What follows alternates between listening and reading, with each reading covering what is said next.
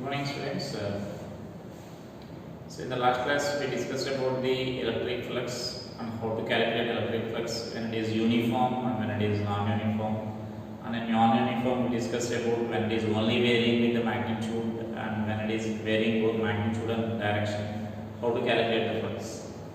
So now let us see this Gauss law here.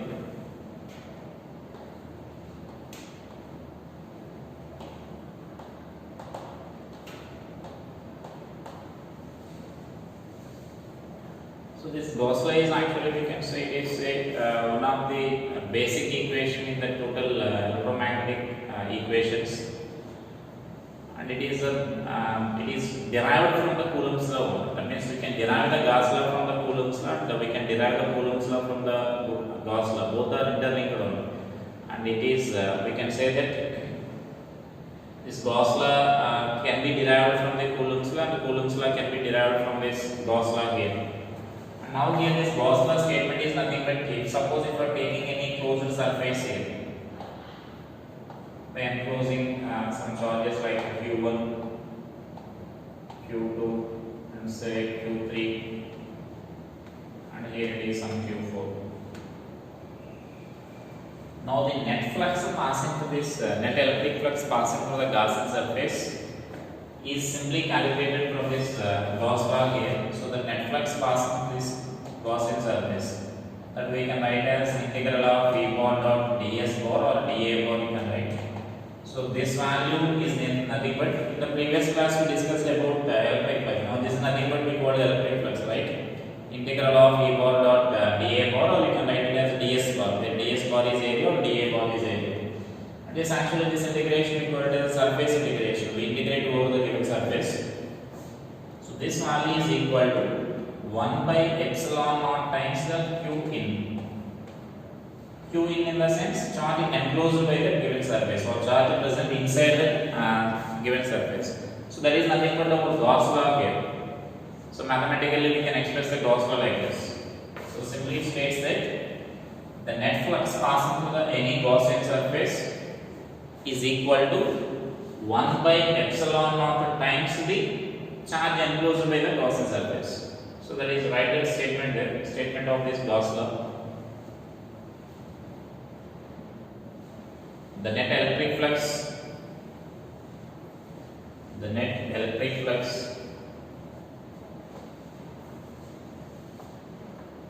passing through the given Gaussian surface,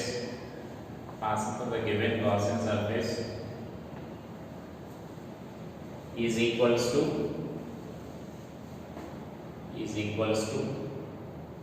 1 by epsilon naught. So write that symbol 1 by epsilon naught times the charge enclosed by the surface.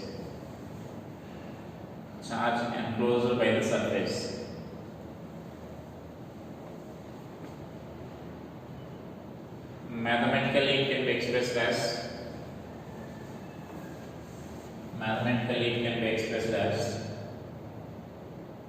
so write this one, phi is equal to integral of E bar dot dA bar is equal to 1 by epsilon naught times Q in. This we call surface integral. We are integrating over the surface. Now in this example, here we are taking some example here. On this surface, on this given surface, we are applying this Gauss law. So now let us take what is meant by this Q in here. So in this example, this Q in is nothing but, so in the example shown here, Q in is nothing but Q1 plus Q2 plus Q3. That's it. Because only these three charges are present within this surface here. The outside Q4 is outside charge, and so that we should not include that outside charge here. So now this Q in is nothing but this only, and therefore this flux passing through the surface we can simply write as which is nothing but E bar dot dA bar, and so which we can write as 1 by epsilon naught times the Q1 plus Q2 plus Q3. So that means now that is the flux passing through. So simply you can say that 1 by epsilon naught times that of this value we can say here. So if one of the charge is negative, for example Qb is negative for example, then q1 minus q2 plus q3 we need to write there. So then whatever the sign of the charges are there, those signs we need to substitute there. So that is a simple application of this Gauss law for this situation, for this distribution of charge here. That means here you should note the important point regarding this Gauss law here. That means on this right hand side, this q in always means that the net charge enclosed by this surface only. And whereas electric field on the right side of this, left side of this Gauss law indicates this electric field indicates that is an electric field at any point on the surface due to all the charges. Due to all the charges in the sense that may be lines, that may be the charges which are lying inside this Gaussian surface or outside this Gaussian surface. That means, for example, here if I consider a small element, the dA area here. Now the E is the electric field at this point. So now E is the electric field at this point means at this point E is a resultant electric field. So the resultant electric field in the sense it is an electric field due to all the charges, whether they may present within the surface or they may present outside the surface. So resultant of all those charges is nothing but we call that a resultant electric field here. So that means you should remember that difference clearly. So the electric field in the Gauss law, E in the Gauss law will indicates electric field due to the resultant of all the charges. All the charges in the sense that may be present inside the Gaussian surface or that may be present outside the Gaussian surface. But whereas q in on the right hand side term will indicate only charges present inside the Gaussian surface we need to write here. So that means simply here you can consider one example here. For example, I am taking this a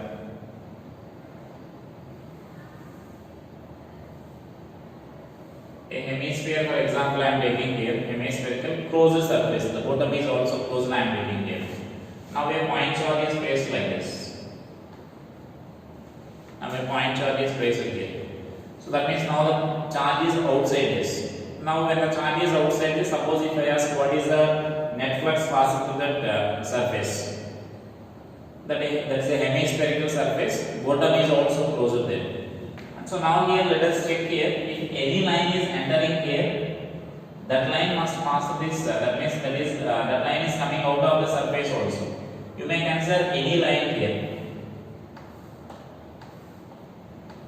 So the lines will be like this, right?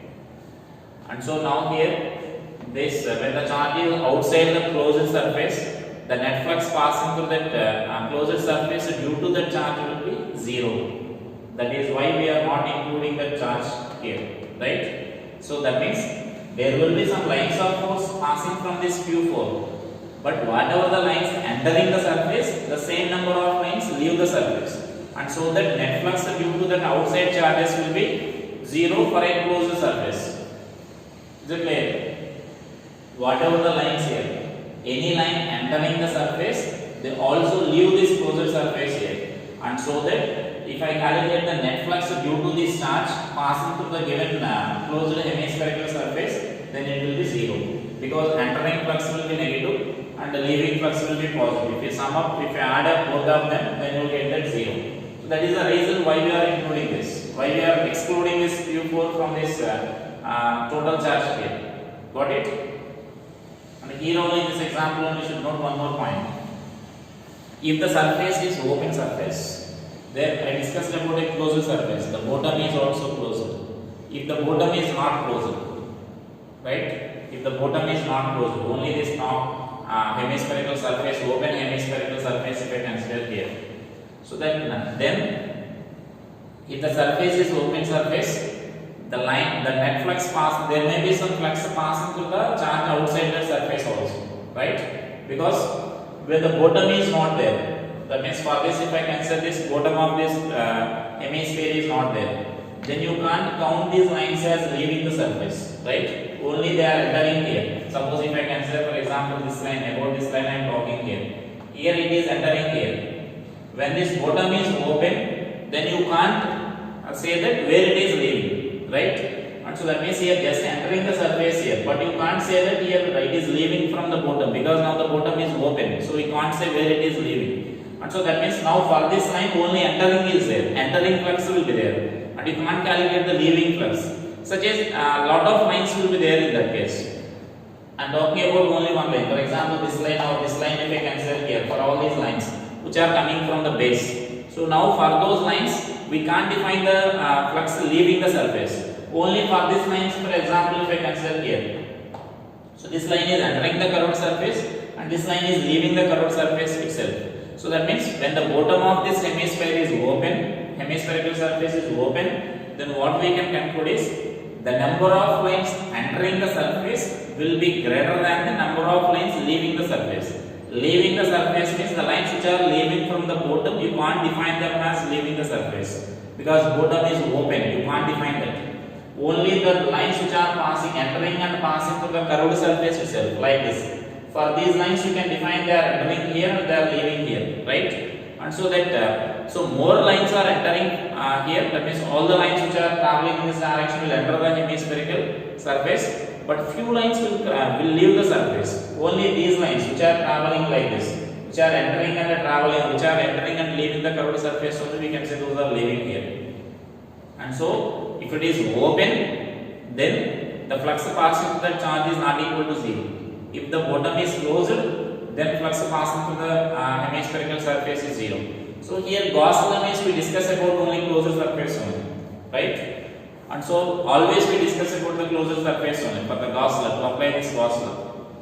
And so that the outside charges are not included. If the flux through the closed surface due to any outside charge is 0. I think you got the clarity why we are not including the outside charges, right?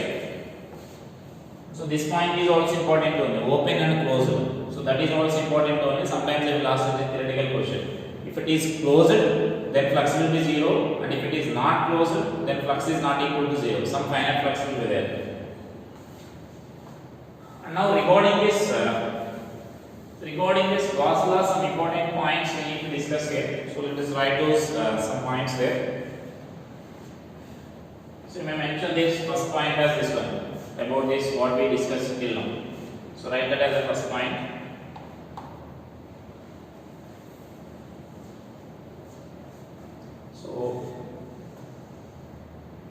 So actually we can prove this Gauss law by using the simple Coulomb's law. As I said, Gauss law can be derived from the Coulomb's law can be derived from the Gauss law. So just I will derive from that, and after that I will discuss about these important points, right? So that means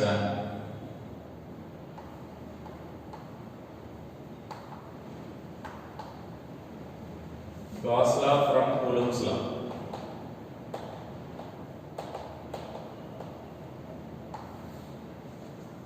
So that you can take it as a proof for this Gauss law here. Simply I am taking this a point charge Q is placed at this point here. Now around this I am taking a spherical surface of radius r. A point charge is placed at the center. Hence a point charge is placed at the center of the center, and around this we are drawing a sphere of radius r, right? So now we are interested to calculate the flux passing through this spherical surface here. The flux passing through the spherical surface we need to calculate. So to calculate our flux, we are using the flux definition. So our flux is integral of E bar dot dA bar we need to write. For example, here I am taking a small element here. Then electric field will be along this direction and dA will be along the direction only, right? So like that, at any point you may consider. As I said, for the spherical surface, the area vector is nothing but radially outwards, right? And so that means you may take any element. At any element, suppose if I consider a small element here, E bar will be like this and dA bar is also like that only. So E and dA will be in same direction you will get. And so that this angle you can write them as angle between them as 0. So I can write E into dA into cos 0. And next here by the symmetry you can say that all points, now this E is a magnitude, this is a vector, now this E is a magnitude. Now as we are taking the symmetry here, symmetry in the sense we are taking all the points are at a distance r from the point charge only. So I can say that the magnitude of electric field will be same at any point here. So at any point on the sphere, the magnitude of this electric field will be constant only. And so that means I can write this E outside. So E into dA we can write. And now that E is nothing but electric field due to this point charge at a distance r. So from the Coulomb's law we already derived that. From the Coulomb's law the electric field due to the point charge we already derived that, right? And so that I can write this as Q by 4 pi epsilon naught into r square.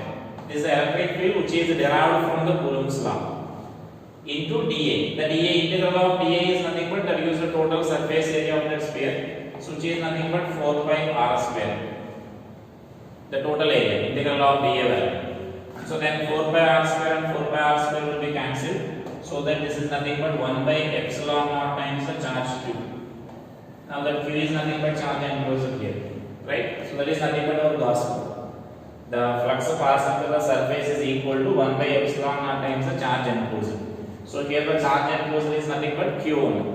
So that the flux passing through the surface is Q by epsilon naught we can write. So that is nothing but simply Gauss law proof from the Coulomb's law.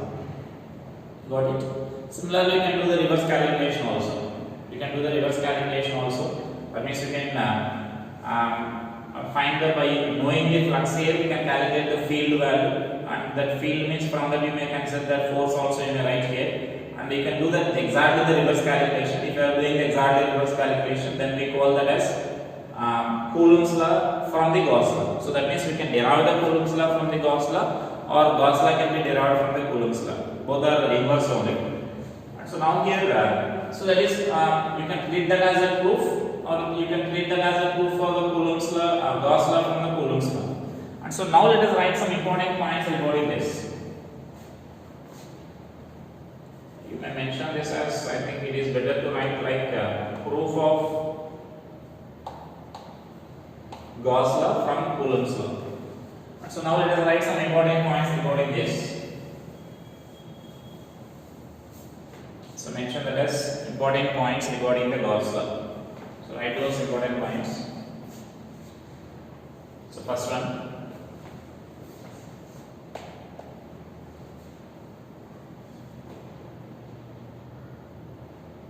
in Gauss law equation, or in Gauss law,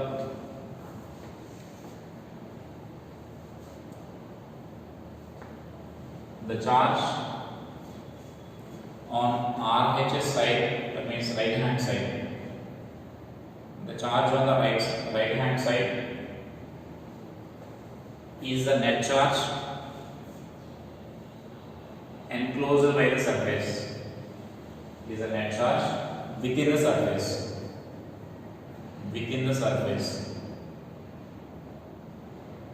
we should not include the charges outside the surface.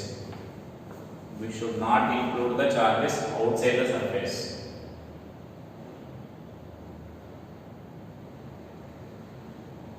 But E bar on the LHS side, but E bar on the left hand side is the electric field at any point on the surface,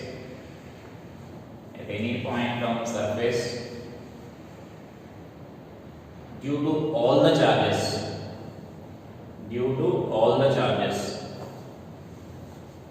in brackets, both inside and outside. That means due to both inside and outside charges. So that is important point you should remember regarding this. So here actually whenever I am saying, I am calling it as surface. So here we call that as actually Gaussian surface here. So for example here we mentioned some surface like this. So this is an imaginary surface here, so this we call it as Gaussian surface.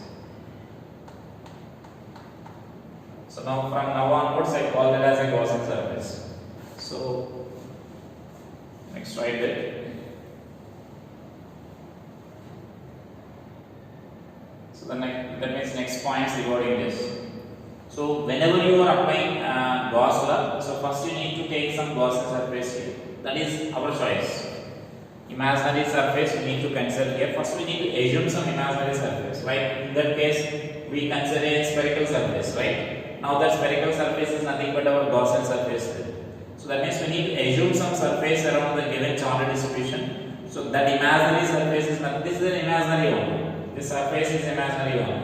So that surface is nothing but the imaginary surface is nothing but we call Gaussian surface. So first write it as the next point. To apply the Gauss law,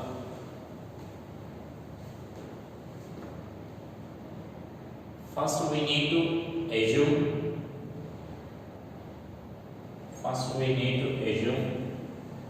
a closed surface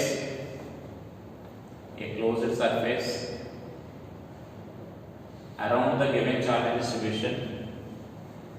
A closed surface around the given charge distribution, which is called Gaussian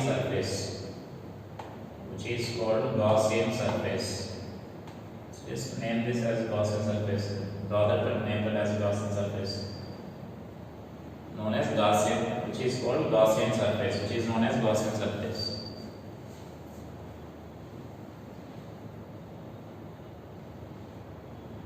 The Gaussian surface can be of any shape.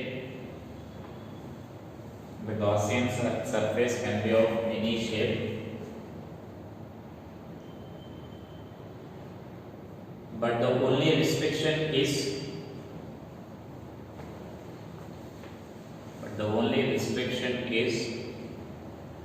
it should not pass through the point charges.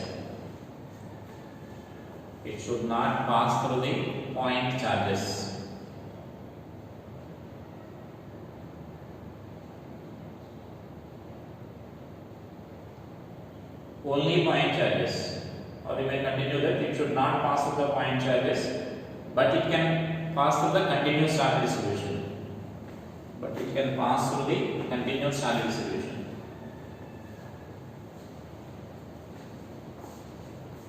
That means here why we are saying it is not passing through the point charges. If you are taking like this Gaussian surface is assumed like this, for example, passing through this point charge, and at the point charge itself the electric field is undefined. We mentioned already in the graphs, that means E is equal to k by r square in case of point charge.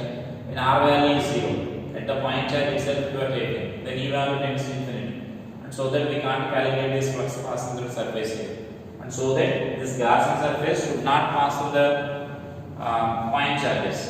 So we should assume a Gaussian surface of any shape that is our choice, but only restriction is it should not pass through the point charges. It can pass through the continuous charge distribution that we will discuss later. And so then that is another point here. But in general, as I said, it can be of any shape. But in general, we take some shapes like this. Mention that point also.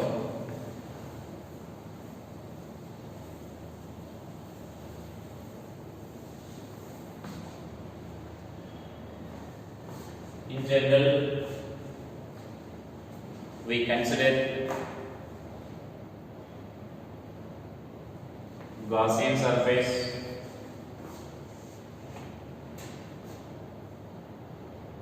for a spherical charge distribution as a sphere.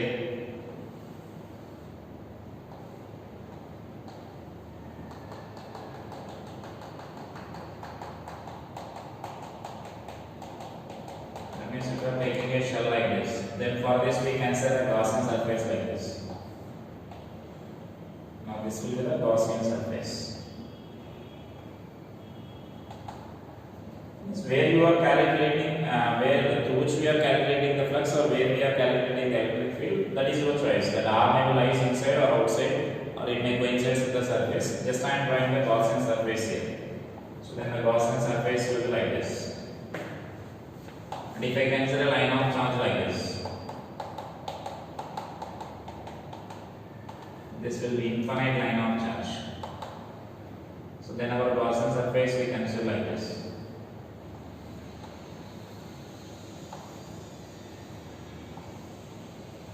This is our Gaussian surface.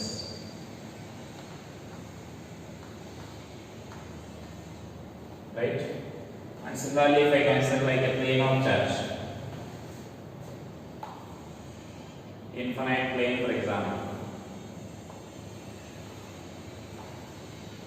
Then here also we consider our Gaussian surface like this. This is an infinite plane of charge here.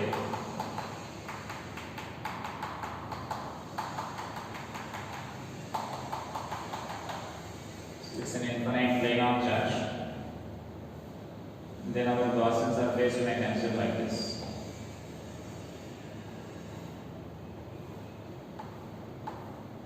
So this is our now Gaussian surface.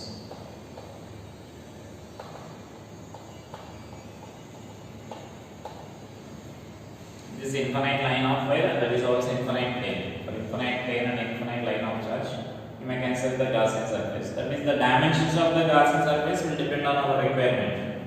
Means where we need to calculate the field. So that means according to the distance, you may consider the size of the Gaussian surface. So just I am drawing the shapes. And so whenever such a charge distributions are there, then we consider such a Gaussian surface because that will be easy for us. We can calculate the field calculations easily or flux calculations easily when I am taking such a Gaussian surface. So that are the general shapes of the Gaussian surface. So but in general, it can be of any shape. You can take Gaussian surface of any shape. For such a symmetrical charge distributions, then these are the general Gaussian surface what we are taking there. And draw these Gaussian surfaces there. This is for the spherical charge distribution. This is the infinite line of charge, and this is the infinite plane. For infinite plane, the Gaussian surface are shown. The next point. So after drawing this, so write the next point. So that is Gauss law can be derived from Coulomb's law, and Coulomb's law can be derived from Gauss law, and Coulomb's law can be derived from Gauss law. So that we mentioned as a proof already. Next point.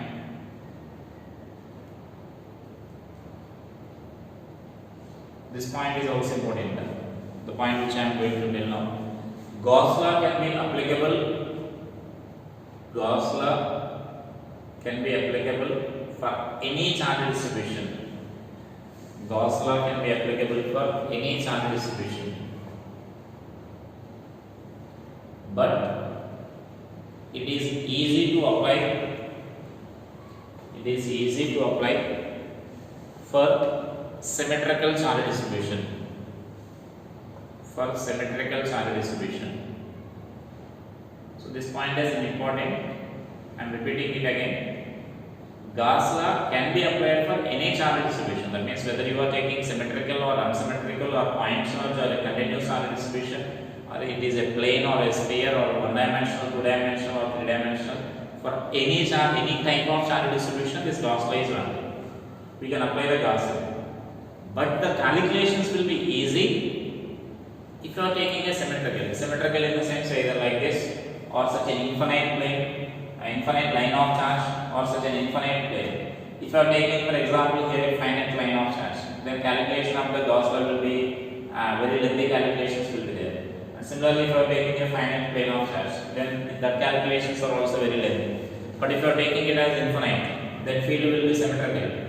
So that means field is symmetrical in the sense for the infinite line of charge if I consider. At any point field will be radial outward direction only, right? But if you are taking a finite line of charge, then you know for finite line of charge both the components will be there. Parallel component will be there and perpendicular component will be there, which is different at different points, both in magnitude and direction. And so that the calculation for the finite line charge distribution by applying Gauss law will be there. But we can apply it. So that means it is valid for all the charge distributions, but its calculations will be simple if you are taking symmetrical charge distribution here. So that's an important point regarding the Gauss law.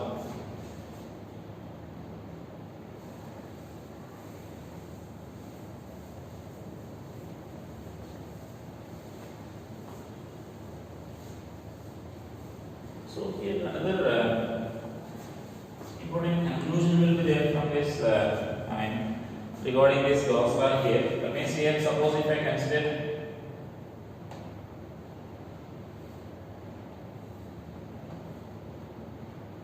a small elemental area here,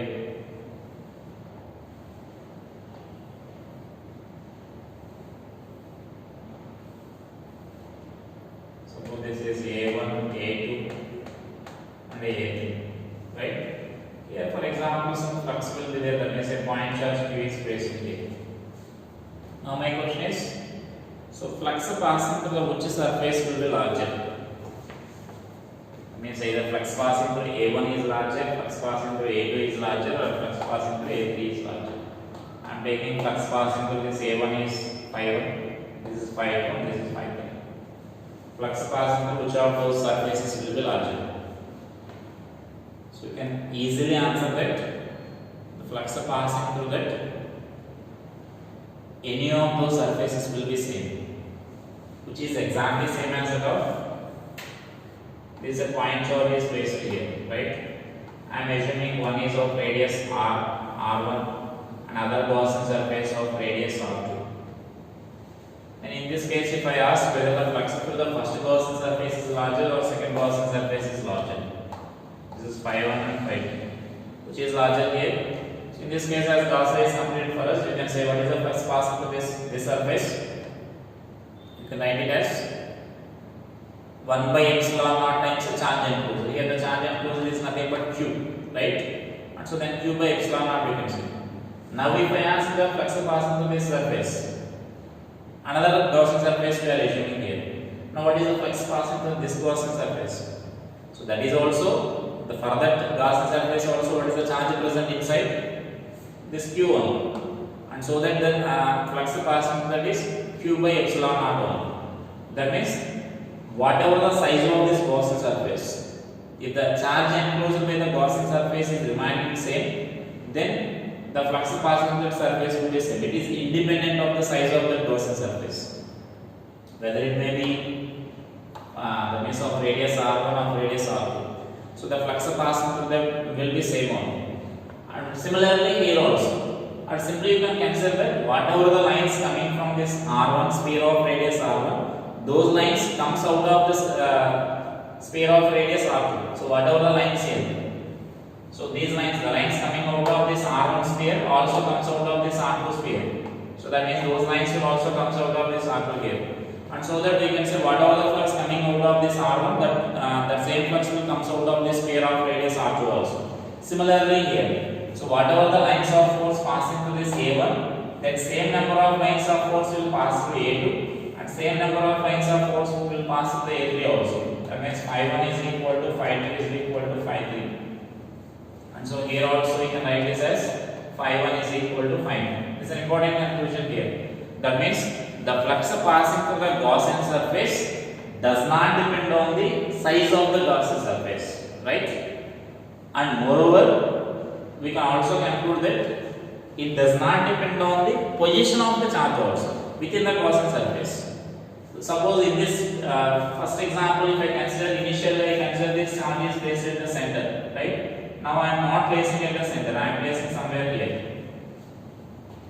And so now the flux passing through the surface, is there any change in the flux passing through the sphere of radius R? Our formula for the flux passing through the sphere of radius R is nothing but 1 by epsilon naught times charge enclosure. So here also charge present within the Gaussian surface is Q only, and here also the charge will be Q only, and so that flux will remain same. That means you can also conclude that if you are displacing the charge within the Gaussian surface such that it doesn't cross the boundaries of the Gaussian surface, then flux passing through the Gaussian surface will remain same. Is it clear? So write that as another point here. Next point.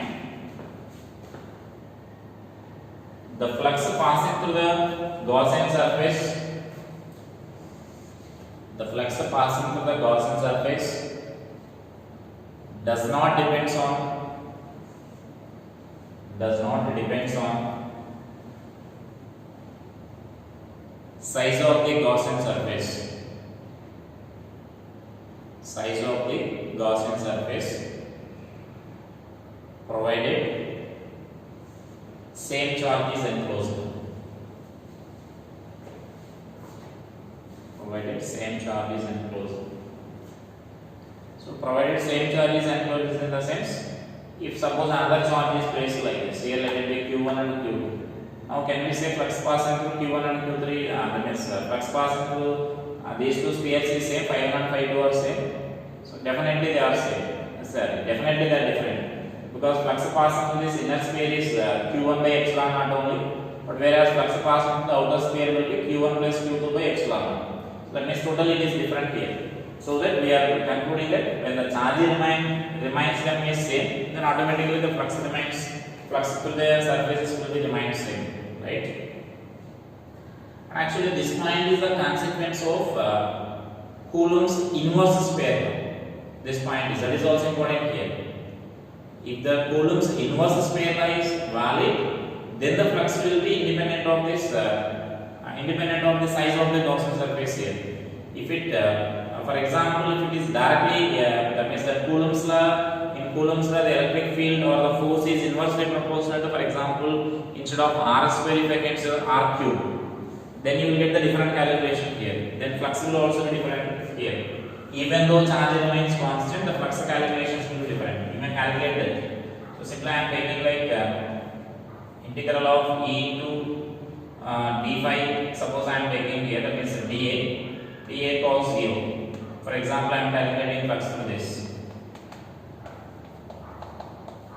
Then integral of this e value is nothing but I am taking it as k cube by r cube I am taking. So if force is inversely proportional to r cube means then field also you will get r cube only. So k cube by r cube 4 by r square. This dA value, that means after integration directly I am writing here. And so now in this case, so k into q into 4 by or k value also you can substitute here. Then you will get q by epsilon naught into r you will get, right? That means if f is equal to some k cube by k2 square by r cube is there. That means if Coulomb's inverse square law fails, for example, if the Coulomb's law is not the inverse square law, if it is suppose inversely proportional to r cube, if it is, then flux passing through this one and this one is different, even though they are enclosed in the same, which is not possible, right? So that means here if whatever the charge is present here, then some lines of force are originating here. Now the lines of force which are coming out of the sphere, those lines only will come out of the second sphere only, because here no charge is present within this in between these two spheres here, and so no lines should originate from such a points, right? And so that the lines of force, whatever the lines of force are that means crossing this inner sphere, the same lines of force will cross this outer surface also. And so that means that indicates that this calculation is wrong. This flux calculation is wrong. And so which indicates that the inverse square law only to be valid. If for example if it is inverse square law, here r square you will get, this r square and r square will be cancelled, the flux will be q by epsilon naught you will get, which is independent of the distance. So that is the importance of the inverse square law. So that means we can prove that the Coulomb's law is the inverse square law by using this Gauss law. It does not, if it is proportional to r cube or r power 4, inversely proportional to r cube or r power 4, or inversely proportional to r, for example, if you consider, then it doesn't verify this, that means it doesn't satisfy this Gauss law here. And so that we can conclude that Coulomb's law is inverse square law only. It must be inverse square law only, the Coulomb's law is. There is another conclusion from this. So here we are discussing about this point as, so that when the same charge, I think we mentioned already that point, when the same charge is enclosed by the Gaussian surface, then flux passing through the Gaussian surface is independent of the size of the Gaussian surface.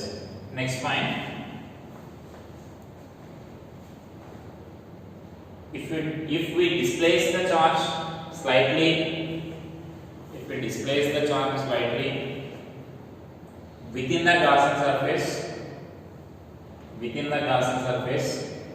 such that it does not cross the boundaries of the Gaussian surface.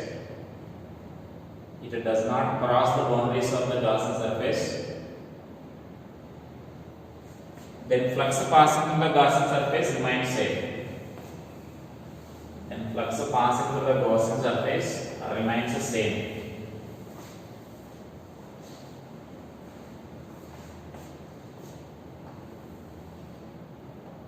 So that means here for example, if I consider the Gaussian surface of radius r around this, then flux we can write as q by epsilon naught.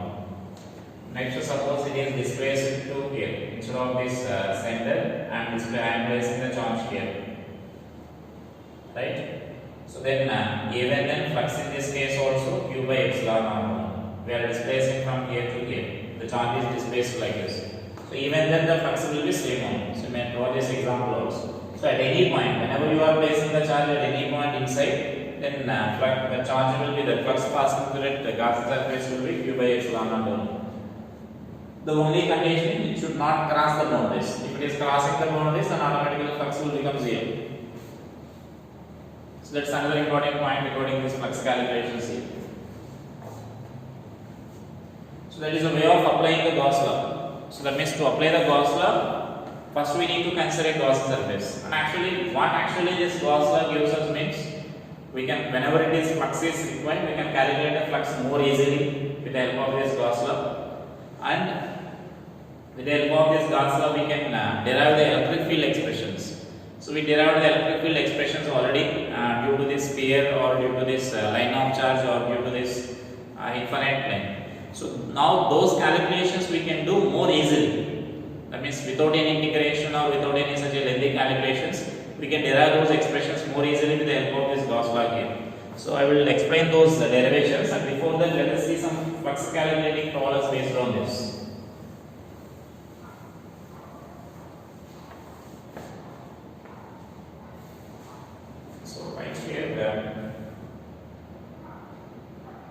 I am giving one problem.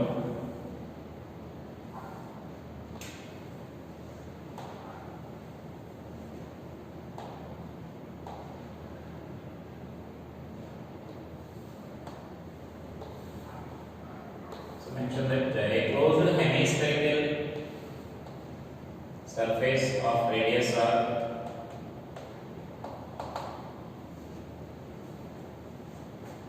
closed hemispherical surface of radius r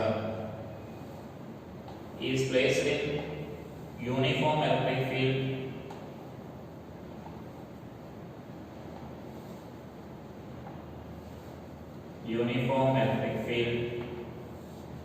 of intensity E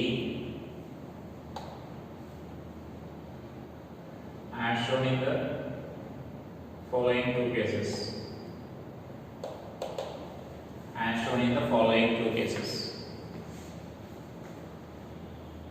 Then find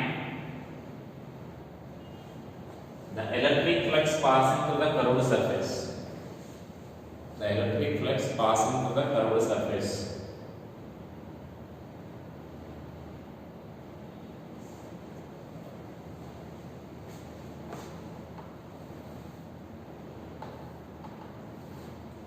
The case 3 shown in figure, continue that. This is one more case I am giving here. The case 3 shown in the figure. The electric field is radial.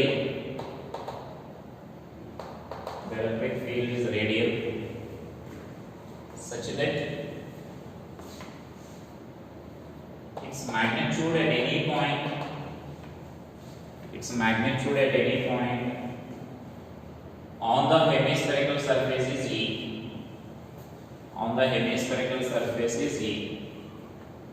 Then find flux passing through that curved surface.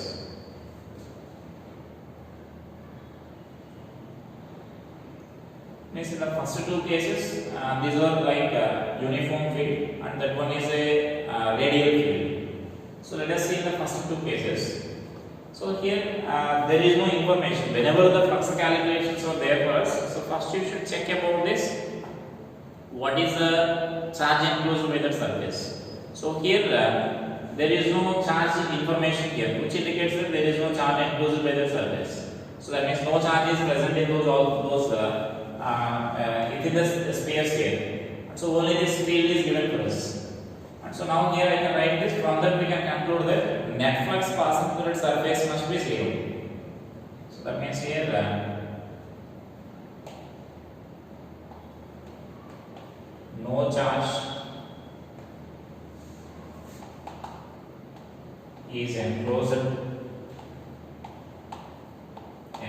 by surface. Therefore, net flux should be equal to 0.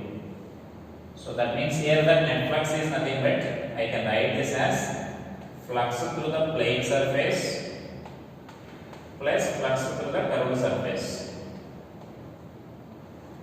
Is it clear? The flux through this plane surface. That means this in the given diagram, two types of surface are there for us. One is the bottom plane surface, the circular plane surface, and this other one is this curved surface, hemispherical surface. And so that the total flux is nothing but now flux to the plane surface plus flux to the curved surface we can write here. So this is our equation. So up to this point is common for this both. And so now here I am coming to the case 1. In case 1, we can calculate the flux to the plane surface here. I am representing it as P now. Flux to the plane surface I can write here. Because the electric field is along this direction. Now the area vector we can write like this. Right? Electric field is along this direction, parallel to the surface, but area is like this. And so that we can conclude that E into pi r square into area cos 90. Right? E is along this direction, A is downward direction, so that this value is nothing but 0. That is the flux through that curved surface, plane surface. And so now we can use this equation now. That means now from equation 1,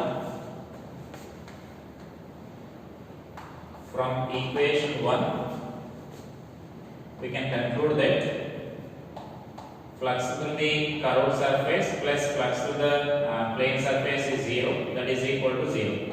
That implies flux to the curved surface is also 0. Right? So just we are substituting in this equation. We concluded from this flux to the plane surface is 0. And flux to the curved surface is also, now if we substitute in that equation, then flux to the curved surface is also 0 there. And simply here itself you can observe that. So whatever the number of lines entering the curved surface, the same lines will leave from this end here. Right? And so that the total number of lines of forces entering is equal to leave, and so that net flux is 0. So directly we can say this is a mathematical proof for this. So that is in the first case. So this is our case 1. This is our case 2. And this is our case 3. So now this is the case 1 calculation. Now let us come to the case 2. Right? This first equation is valid for these two. For the both of those two cases, the first equation will remain same. And so now here, now case 2 I am taking out. So let us take now case 2 calculation.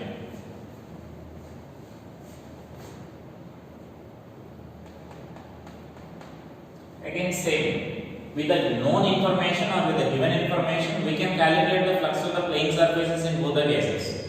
And we can use this point here. We can use this total flux is equal to 0 because by using Gauss law, we can say that there is no charge enclosed by the surface. And so now we are calculating again flux of the plane, this plane surface here. Now the area vector will be like this. Area vector is in downward direction. That is our plane is, our circular plane will be like this. That closest surface of this hemisphere. And so this is a plane surface. Now the area vector will be like this and field will be like this. So both are opposite each other.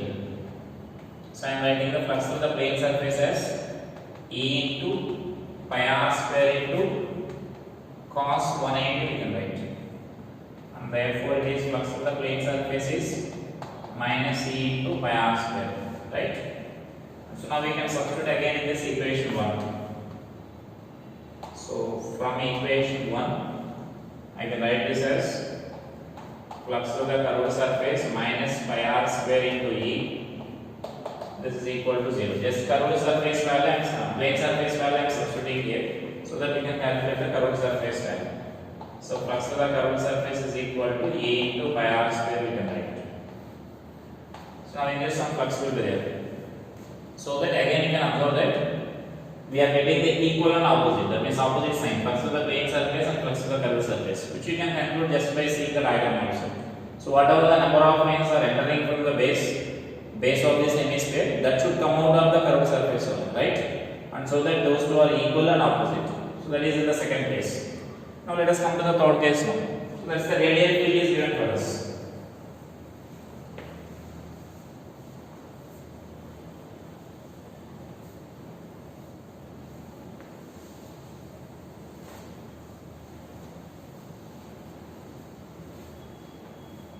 So radial field. So here again we can conclude that flux passing through the plane surface will be zero because electric field lines are parallel to the surface. So whenever electric field lines are parallel to the surface, the flux passing through the surface will be zero because electric field lines are parallel to the surface means the area vector. For example, here for this board the electric field lines are parallel to this. Now the area vector of this board will be like this. So they will be perpendicular to each other. Then they are perpendicular means the flux passing that will be zero. Which we discussed already in the flux calculation, the last class. And so now in this case, the flux passing through the plane surface will be zero only. That is not required for us. We are calculating flux passing through this curved surface. So flux passing through this curved surface we can write as integral of E bar dot dA bar. So right here I am taking a small elemental area here. Then this is dA bar will be like this and E bar will be like this. Small area element if I consider. So we can write as E into dA into cos 0 because both are in the same direction. So therefore E into dA. This is the flux of the curved surface. And so now it is given in the problem itself. At any point on this hemispherical surface, the magnitude of electric field will be E only. So that means E is constant here. So I can write outside E into dA. So now the dA is nothing but the surface area, curved surface area of this hemisphere. So you can write as 2 by r square. So this is the flux through the curved surface here. So in this case, if you want, you can mention that in this case, the flux through the plane surface will be 0 because its area vector will be like this for this plane, and electric field will be along this direction here. So there is nothing but flux through this curved surface in such a radial case. So there is some flux calculations here. We will do some other problems here.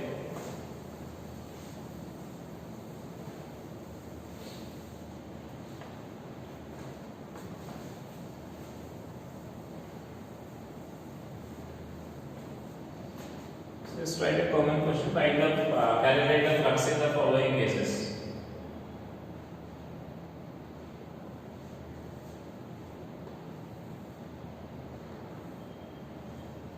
So if a charge is just placed, it's a hemispherical surface, the charge is placed outside. Directly I am writing here that flux passing is 0. Total flux, net flux, that is net flux to the whole surface, we are writing.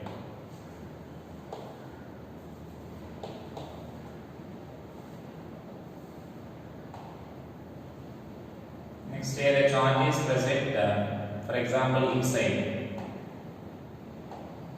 Inside this charge is present, the net flux passing through the given surface will be Q by epsilon naught, you can write. And the third one. So for example, it is lying on the surface itself.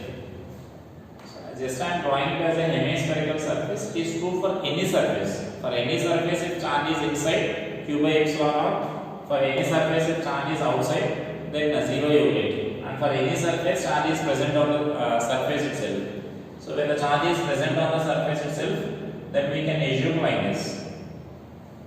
Symmetrical surface I am assuming here, right? Then flux passing through the total flux passing through the surface will be Q by epsilon naught, we can write. And so as both the parts are identical, out of Q by epsilon naught, you can say that flux will be shared equally. So Q by 2 epsilon naught will belong to this lower hemisphere, and Q by 2 epsilon naught will belong to the upper hemisphere. And so that the net flux passing through this hemisphere we can write as Q by 2 epsilon naught. Or you can simply assume like this. Whenever charge is present on the surface, half of the charge will belong to that surface, and remaining half will belong to the remaining half of the surface, right? Like in chemistry, in the crystal structure, when you are discussing face-centered atom, if you consider. So face-centered atom means the half portion of that atom will belong to the cube and remaining half will belong to the next cube. And so similarly here, whenever this charge is present on the boundary like this, boundary of the given surface, the half of the charge will belong to this sphere and remaining half will belong to the remaining hemisphere. We can consider, or we can consider like what I said previously. We can imagine a complete sphere, then flux will be q by epsilon naught, and we can divide that equally, q by 2 epsilon naught unit. So that is the q by 2 epsilon naught, right? And next here, so in this case, for example, if I ask what is the flux passing through this, such a lot of calculations will be there. So in this case, if I ask what is the flux passing through that plane surface and what is the flux passing through the curved surface, in this case only, for example. So flux passing through the plane surface,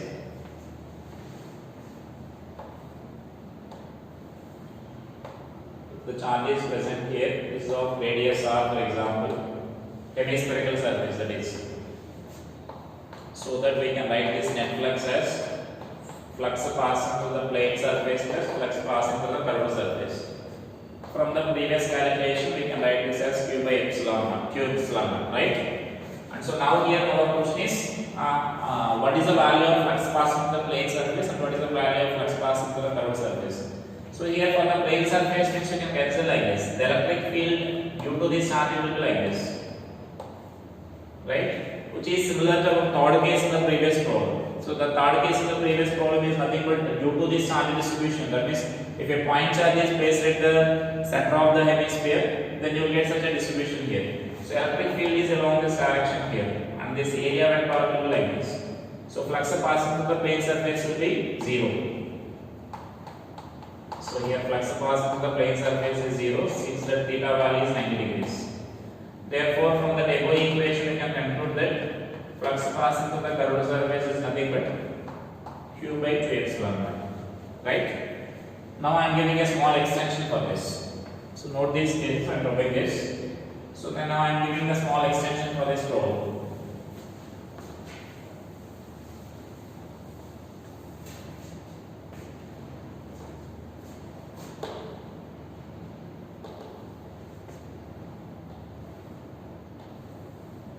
Same is here.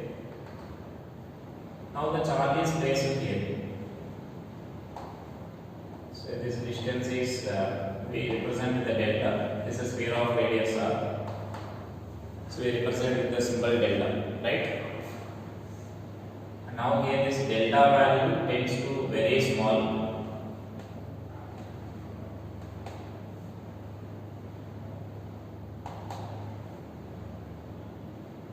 Which indicates we can say that delta value tends to 0. It is almost 0. That means what I am going to say is, in the previous example we placed the center of the charge is placed exactly at the center. Now we are placing just outside. I am representing here by this much distance. Actually, it is not by this much distance. To understand that clearly, I am saying that it is very close to that center, but not exactly at the center. It is just outside this hemisphere. So when it is, that's why I am saying that this delta value is very small, or I can say that this delta value tends to 0. So now our question is same. We need to calculate here. So the first question is find net flux, find it, and the second question is find flux through the plane surface, and the third question is find flux to the curved surface. So we need to do all these three calculations, right? So now first thing you can answer directly, right? So we are saying that even though by the small amount the charge is outside. When the charge is outside, if you are writing the Gauss law, the net charge enclosed by our Gaussian surface is 0, right? And so that we can write this as, it is directly I am writing here.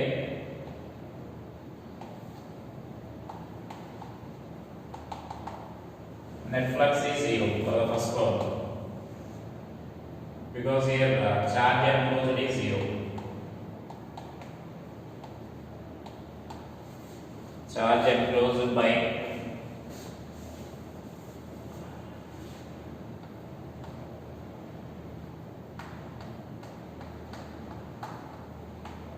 Gaussian surface is 0, so that net flux is 0. So then what about flux to the plane surface and what about the flux to the curved surface? Right? Flux to the plane surface and flux to the curved surface we need to write. So now similar to that our previous problem, we can calculate flux to the curved surface similar to our previous calculation, because the charge is just away from the center here. In this given example, you can consider that it is almost at the center of this hemisphere. That is while calculating the electric field intensity on the hemisphere. So I am writing this second calculation I am doing here. The flux to the curved surface. So the flux to the curved surface I can write as integral of E bar dot dA bar.